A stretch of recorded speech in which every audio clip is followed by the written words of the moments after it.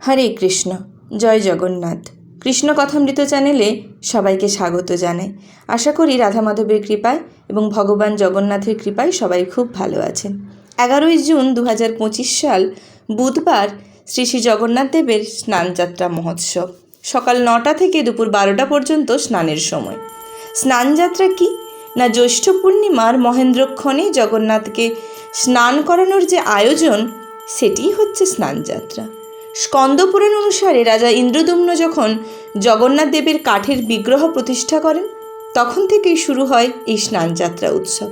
অর্থাৎ এই দিনটিকে জগন্নাথ দেবের আবির্ভাব তিথি বা জন্মদিন হিসেবে পালন করা হয় সমগ্র পুরীধামে। এই কারণে দেবস্নানা পূর্ণিমার পূর্ণময় তিথি এবং স্নানযাত্রা উৎসব প্রভু জগন্নাথের সকল ভক্তদের কাছে এটি অত্যন্ত একটি শুভ দিন। এদিন জগন্নাথ দেবের দর্শন করলে সমস্ত পাপ বিনাশ করেন পরমেশ্বর ভগবান শ্রীকৃষ্ণ। স্বয়ং ভগবান শ্রীকৃষ্ণই পুরীতে জগন্নাথ বা দারুব্রহ্মরূপে অবস্থান করেন। আমাদের বাড়িতে সেবিত রাধা মাধবের স্নানযাত্রার দৃশ্য আপনাদেরকে দর্শন করাচ্ছি। কেমন লাগলো কমেন্টে সবাই অবশ্যই জানাবেন। জয় জগন্নাথ।